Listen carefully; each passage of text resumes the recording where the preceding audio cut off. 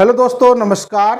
Arnav maths academy पर आपका स्वागत है। तो आइए दोस्तों, आज की क्लास को शुरू करते हैं। परसेंटेज, जो कि पहला क्वेश्चन आपके सामने इस प्रकार दिया गया है कि 180 के 15% में कितना जोड़ा जाए कि योगफल 360 के 20% के बराबर हो जाए। यानी क्वेश्चन में दोस्तों ये कहा गया है कि 180 के 15% में क्या जोड़ा जाए। यानी मैंने मान लिया कि x जोड़ा गया कि 360 का 20% के बराबर हो जाए। यानी क्वेश्चन में ये बात कह रहा है मुझसे, तो x की वैल्यू को पता करना है। आइए दोस्तों, 180 का 15% निकाला जाएगा तो कितना हो जाएगा 27 प्लस x बराबर दोस्तों 360 का 20% कितना होगा 72। यानी x बराबर होगा 72 माइनस 27। तो आप देखेंगे x की वैल्यू कितना आ गया 45। यानी दोस्तों इस क्वेश्चन का आंसर होगा 45। यानी 45 जोड़ दिया जाएगा तो 360 का 20% के बराबर हो जाएगा। आइए दोस्तों बढ़ते हैं अगले क्वेश्चन की तरफ। दोस्तों दूसरा क्वेश्चन दिया गया है कि दो संख्याएं एक तीसरी संख्या से 90% और 75% कम है। पहली संख्या में कितने प्रतिशत में वृद्धि की जानी चाहिए ताकि वह दूसरी संख्या के बराबर हो जाए। यह क्वेश्चन आपके सामने है। यानी दोस्तों तीन संख्या है, पहली संख्या और दूसरी संख्या देन तीसरी संख्या का हम रेशियो पता कर लेते हैं। मान लीजिए तीसरी संख्या आपकी 100 है। इन्होंने कहा कि पहली जो है 90% कम है, इसका मतलब है 100 से 90 निकालेंगे कितना हो जाएगा 10। और दूसरी वैल्यू कह रहा है दोस्तों 75% कम है, इसका मतलब कितना हो जाएगा 25। तो आप देख पा रहे हैं कि 10, 25 और 100 का रेशियो बन जा रहा है। चाहे तो आप इसको थोड़ा सा 10 से आप गुणा कर दो, आपका ये भी रेशियो तैयार हो गया 100, 250 और 1000 का। यानी आपसे क्वेश्चन में पूछा है कि पहली संख्या में कितने प्रतिशत की वृद्धि की जानी चाहिए ताकि दूसरी संख्या के बराबर हो जाए। यानी कि आप देखेंगे पहली और दूसरी का जो अंतर आ रहा है कितना आ रहा है 150 आ रहा है। ये परसेंटेज में पूछ रखा है। यानी 150 बटा पहली संख्या, ठीक है। परसेंटेज बनाने के लिए आपको क्या करना है 100 से गुणा कर देना है। यानी देखेंगे 100 से 100 कैंसिल, ओवरऑल कितना आ जाएगा 150%। यानी दोस्तों इस क्वेश्चन का आंसर कितना होगा 150%। आइए बढ़ते हैं अगले क्वेश्चन की तरफ। अगला क्वेश्चन है कि जब किसी संख्या को 216 से बढ़ाया जाता है तो यह स्वयं की 140% हो जाती है। करा वह संख्या ज्ञात की है। यानी दोस्तों 140% हो रहा है, यानी 100 से कितना ज्यादा बढ़ रहा है 40% बढ़ रहा है। 100 से ज्यादा 40% बढ़ रहा है और यहाँ पे जो नंबर बढ़ रहे हैं 216 बढ़ रहे हैं, ठीक है। आपसे कह रहा है कि मूल संख्या बताओ, यानी प्रारंभिक संख्या बताओ, तो इसका मतलब 100% होगा। यानी क्वेश्चन में 40% की वैल्यू 216 है, तो एक काम करते हैं इसको 4 से डिवाइड करते हैं हम लोग। 4 दहम 40 और यहाँ पे बनेगा 4 पंचे 20, 4 चौका 16। तो अगर मुझे 100% की जरूरत है तो एक जीरो से और गुणा कर दो दोनों तरफ, यानी कि ये फाइनल कितना हो जाएगा 540। इस क्वेश्चन का आंसर 540 हो जाएगा। आइए दोस्तों बढ़ते हैं अगले क्वेश्चन की तरफ चलते हैं। दोस्तों अगला क्वेश्चन है, एक परीक्षा में 92% छात्र उत्तीर्ण हुए और 480 छात्र अनुत्तीर्ण हुए। उस परीक्षा में कितने छात्र शामिल हुए। आपसे क्वेश्चन में क्या कह रहा है इस बात को समझो। 92% छात्र उत्तीर्ण हुए हैं और क्वेश्चन में जो नंबर ऑफ स्टूडेंट दिए गए हैं ये कह रहे हैं 480 छात्र अनुत्तीर्ण हुए हैं। अगर ये 480 छात्र अनुत्तीर्ण हुए हैं दोस्तों, तो परसेंटेज में देखेंगे तो 92, 100 से 92 आप निकाल देंगे कितना हो जाएगा 8%। यानी दोस्तों 8% की वैल्यू 480 के बराबर है। अगर हम 1% की वैल्यू की बात करते हैं तो कितना हो जाएगा 60 होगा, ठीक है। और मुझे चाहिए 100%, यानी 100 से गुणा कर देना है। 60 गुणे 100 तो कितना हो जाएगा ये 6000। यानी टोटल नंबर ऑफ स्टूडेंट कितने हो जाएंगे 6000। आइए दोस्तों अगले क्वेश्चन की तरफ चलते हैं। मुझे उम्मीद है कि आपको ये सेशन समझ में आ रहा होगा। दोस्तों अगला क्वेश्चन है, ए और बी के वजन का योग 80 किलोग्राम है। देन ए के वजन का 50%, बी के वजन का 5/6 गुना है। दोनों की वजन का अंतर ज्ञात कीजिए। ये कंडीशन दोस्तों क्वेश्चन में दे रखा है। तो आइए बनाते हैं। ए का 50%, दोस्तों ए का 50% का मतलब होता है 1/2 और इन्होंने कहा बी का 5/6 के बराबर है। ये बात मुझसे कह रहे हैं। तो आइए ए और बी का रेशियो बनाते हैं, मतलब 2/3 अगर देखा जाए a अपॉन बी बराबर हो जाएगा 5/3। यानी दोस्तों सम ऑफ रेशियो निकालेंगे, 5 3 8, 8 की वैल्यू कितना 80 किलोग्राम के बराबर दे रखा है। और आपसे पूछा है कि दोनों का अंतर, 8 की वैल्यू 80 है तो 1 की वैल्यू कितना होगा 10। अगर हम इन दोनों के अंतर की बात करें, 5 से 3 निकालेंगे तो कितना हो जाएगा 2 यूनिट हो जाएगा। मतलब ये 2 गुणा 10 कितना हो जाएगा 20 किलोग्राम। यानी इन दोनों का जो अंतर की बात कर रहे हैं तो वो कितना हो जाएगा 20 किलोग्राम। आइए दोस्तों आगे बढ़ते हैं। दोस्तों अगला क्वेश्चन है, ए बी से 20% कम है जबकि सी डी से 20% अधिक है। यदि डी ए से 25% कम है तो निम्नलिखित में से कौन सा सही है। 4 ऑप्शन दिए गए हैं, आपसे पूछा है कौन सा सही है। आइए इनकी कंडीशन को समझते हैं हम लोग। ए बी से 20% कम है, 20% का मतलब होगा भिन्न 1/5।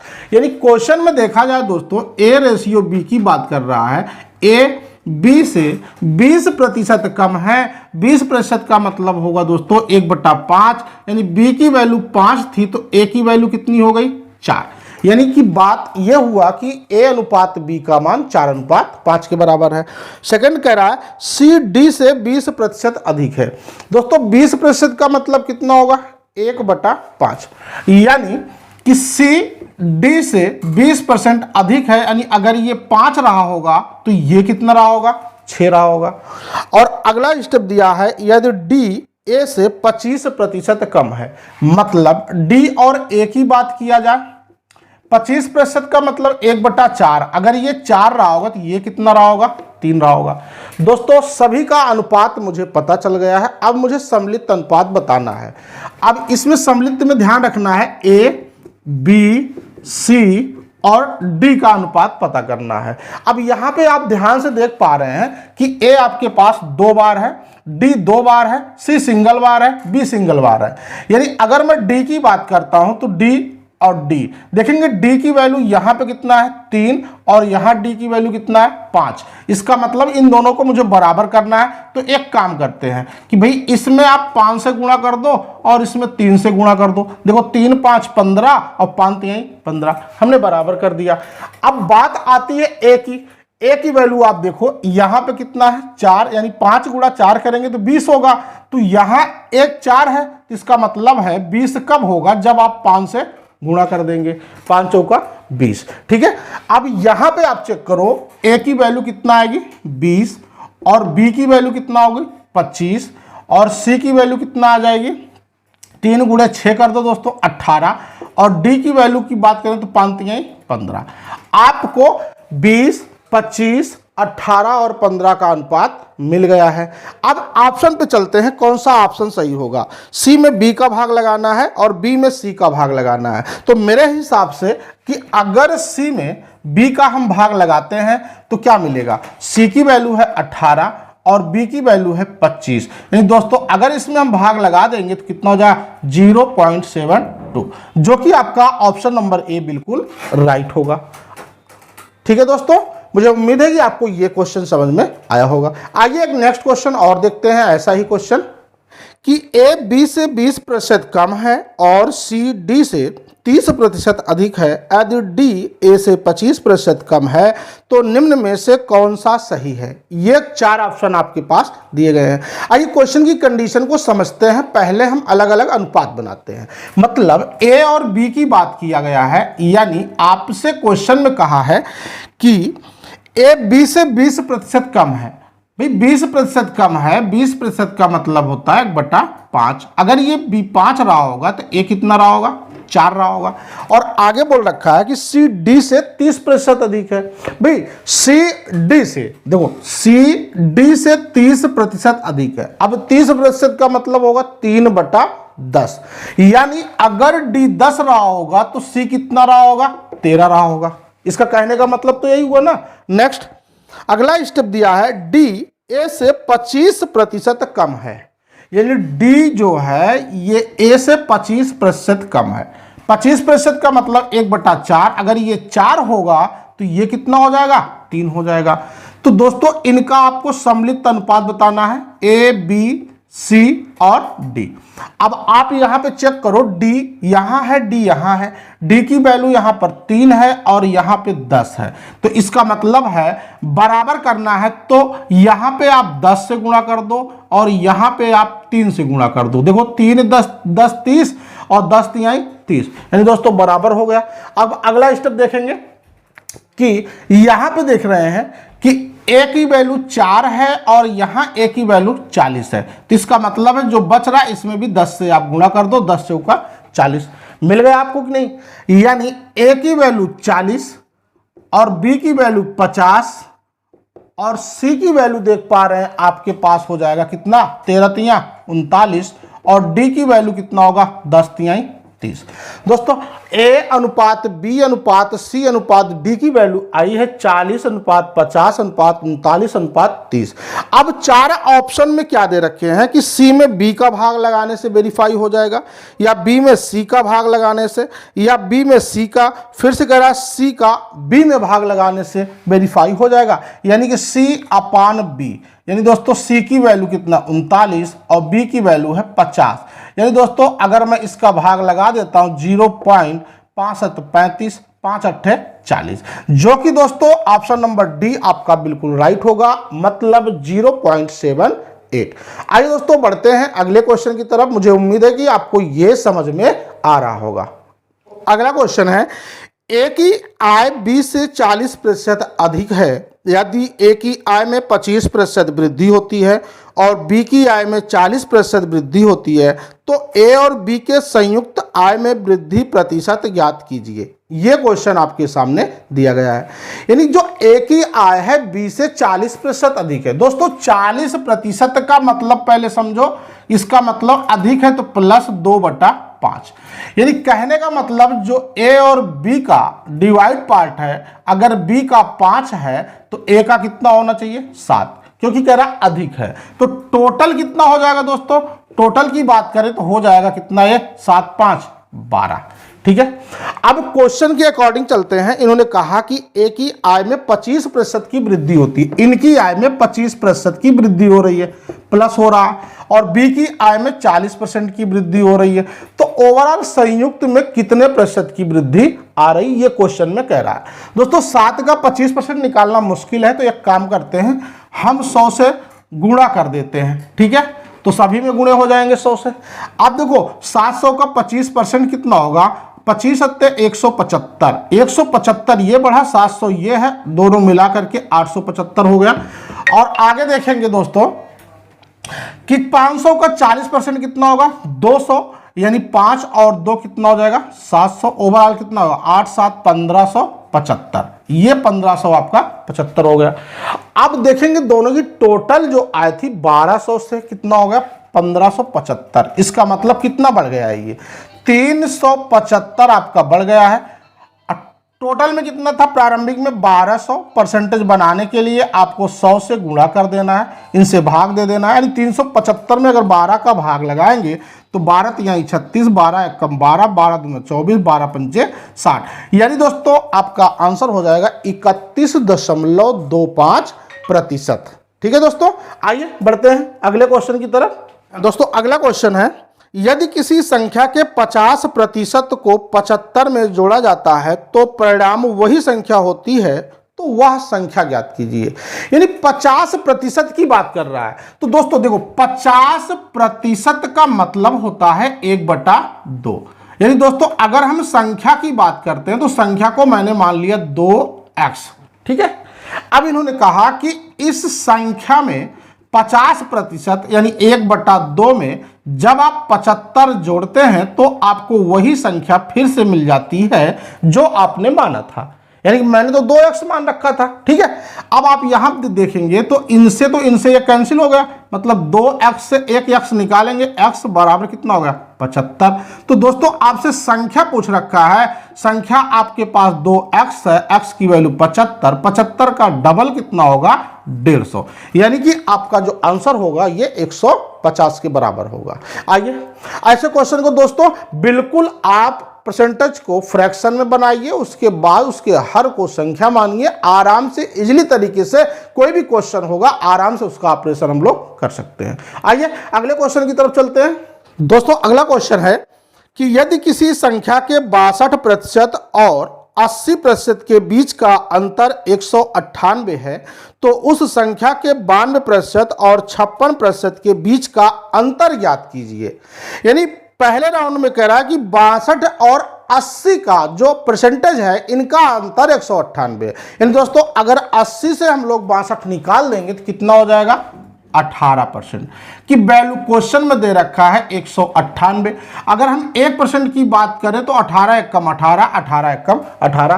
फाइनली आपसे क्वेश्चन क्या पूछ रखा है कि 92% और 56% के बीच का अंतर ज्ञात हो। यानी 92 और 56 का अंतर अगर निकालते हैं दोस्तों तो कितना हो जाएगा, 36%। यानी 1% की वैल्यू 11 है तो 36% की वैल्यू कितना हो जाएगा, 11 गुणे 36। यानी दोस्तों 11 छक्का 66, 11 तिया 33 और 6 कितना हो जाएगा, 39। यानी कि दोस्तों 396 इस क्वेश्चन का आंसर बनेगा। आइए दोस्तों अगला क्वेश्चन चलते हैं। तो अगला क्वेश्चन है, एक परीक्षा जिसमें पूर्णांक 500 था, ए को बी की तुलना में 25% अधिक अंक प्राप्त हुए, बी को सी की तुलना में 60% अधिक अंक प्राप्त हुए और सी को डी की तुलना में 20% कम अंक प्राप्त हुए। यदि ए को 80% अंक मिले हों तो डी को कितने प्रतिशत अंक मिले हों। ठीक है दोस्तों, तो आइए दोस्तों इनका हम लोग सम्मिलित अनुपात बनाते हैं। सबसे पहले कंडीशन यह है, ए को बी की तुलना में 25% ज़्यादा अंक मिल रहा है। यानी अगर हम ए और बी की रेशियो की बात करें तो भाई 25% का मतलब होगा 1/4। अगर इसको 4 मिल रहा है तो इसको कितना मिलेगा, 5, क्योंकि 25% ज़्यादा है तो 4 में 1 हम जोड़ देंगे, 5 हो जाएगा। नेक्स्ट कह रहा है बी को सी की तुलना में 60% अधिक अंक मिल रहा है। यानी बी को सी की तुलना में 60%, 60% का मतलब दोस्तों कितना होगा, 3/5। यानी अगर इनको 5 मिला होगा तो इनको कितना मिला होगा, 8 मिला होगा।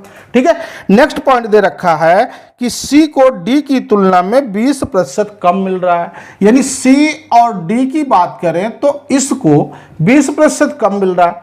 20% का मतलब 1/5 होता है। यानी अगर इनको 5 मिला होगा तो इनको 1 कम मिला होगा, 4:5। ठीक है, अब आपको क्या करना है, इनको सम्मिलित करना है ए बी सी और डी के फॉर्म में। तो आप यहां पे देख पा रहे हैं कि बी 2 बार है और सी 2 बार है। ठीक है, तो दोनों की वैल्यू तो बराबर आनी चाहिए। तो आइए बनाते हैं। भाई अगर यहां सी की वैल्यू 4 है और यहां सी की वैल्यू कितना है, 5 है, तो इसका मतलब है कि अगर मैं यहां पे 4 से गुणा कर दूं तो 4 पंचे 20, अगर मैं यहां 5 से गुणा कर दूं तो 5 चौका 20, बराबर हो गया। अब बात करते हैं बी के लिए। अब बी की वैल्यू यहां पे देखेंगे तो कितना हो जाएगा, 4 8 32 और यहां कितना 4 है। इसका मतलब 32 करने के लिए यहां आप 8 से गुणा कर दो, बराबर हो गया, है ना। अब यहां से ए की वैल्यू निकालो। ए की वैल्यू 8 पंचे कितना होगा, 40 और बी की वैल्यू कितना होगा, 8 चौका 32। सी की वैल्यू कितना होगा, 4 पंचे 20 और डी की वैल्यू कितना होगा, 5 पंचे 25। दोस्तों क्वेश्चन में आपको दिया गया है कि ए का जो परसेंटेज है वो कितना है, 80% है। तो अगर ए का 80 है तो ए के सामने रखेंगे 80%, यानी कितना गुना गया है, 2 गुना।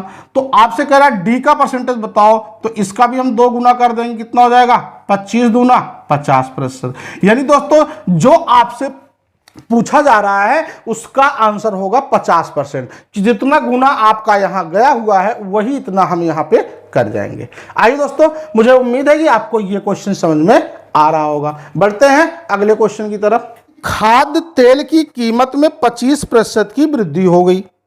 उसी बजट को बनाए रखने के लिए एक परिवार को अपने उपभोग में कितने प्रतिशत की कमी करनी चाहिए। यानी जो प्राइस था, यानी जो कीमत था, उसमें 25% की वृद्धि हो चुकी है। यानी स्टार्टिंग में अगर हम प्राइस की बात करें तो 100% था। अब ये अगर 25% बढ़ गया है तो आप देखेंगे कितना हो जाएगा, ये 125 हो जाएगा। लेकिन खपत की बात कर रहा है तो आप नीचे से ऊपर की तरफ देखो क्या हो रहा है, यानी 125 से 100 हो जाना, इसका मतलब 25 कम हो गया। ये जो 25 कम हो रहा है, किससे कम हो रहा है, 125 से कम हो रहा है। परसेंटेज बनाने के लिए क्या करेंगे, 100 से गुणा कर जाएंगे। इनको आप सरल कर दो, 25 पंचे 125, ठीक है, 5 से भाग लगाया मैंने, कितना हुआ 20। यानी दोस्तों ओवरऑल कितना परसेंटेज खपत करना पड़ेगा इस बंदे को, 20% की खपत करना पड़ेगा। ठीक है, आइए अगले क्वेश्चन की तरफ चलते हैं कि जब किसी संख्या को 24 से बढ़ाया जाता है तो वह स्वयं का 115% हो जाती है, तो वह संख्या ज्ञात कीजिए। यानी 24 तो बढ़ाया गया है दोस्तों, तो आप देखेंगे 24 जो बढ़ रहा है 100 से ज्यादा, ये 15% बढ़ रहा है, यानी 15% की वैल्यू 24 के बराबर हम कर सकते हैं। तो मुझे 100% की वैल्यू चाहिए, तो इसका मतलब है कि 24/15 गुणा आप 100 कर दीजिए, यानी 3 से भाग लगाओ, 3 8 24, 3 5 15, 5 20 100, यानी दोस्तों 20 गुणा 8 करेंगे तो कितना हो जाएगा, 160। यानी जो संख्या होगी आपकी कितनी हो जाएगी, वो 160 के बराबर आएगी। आइए दोस्तों अगले क्वेश्चन की तरफ चलते हैं। दोस्तों अगला क्वेश्चन दे रखा है कि दो संख्याएं किसी तीसरी संख्या से 40% और 80% कम है, दूसरी संख्या को कितने प्रतिशत तक बढ़ाया जाए ताकि यह पहली संख्या के बराबर हो जाए। यानी कि दोस्तों तीन संख्या है, तीसरी संख्या को हम 100 मान लेते हैं, पहली, दूसरी और तीसरी। तीसरी को अगर हम 100 मान ले रहे हैं तो इन्होंने कहा कि पहली में 40% कम हुआ, इसका मतलब 60, और दूसरे में कितना कम हुआ, 80%, इसका मतलब 20। अब दोस्तों आपसे क्वेश्चन में क्या कह रहा है, यही कह रहा है कि दूसरी संख्या को कितने प्रतिशत तक बढ़ाया जाए ताकि यह पहली संख्या के बराबर हो जाए। तो इसका मतलब क्या हुआ, आप देख पा रहे हैं इसका अंतर कितना आ रहा है, 40। दूसरी संख्या की बात कर रहा है, 40/20 परसेंटेज बनाना है, गुणे 100, यानी 20 दूना 40, 100 का डबल कितना होगा, 200, यानी 200% की ये बात कर रहा है। तो आइए दोस्तों आज की क्लास को, आज की सेशन को यही रखते हैं। वीडियो आपको अच्छा लगा तो लाइक और चैनल को सब्सक्राइब जरूर कीजिएगा। थैंक यू दोस्तों।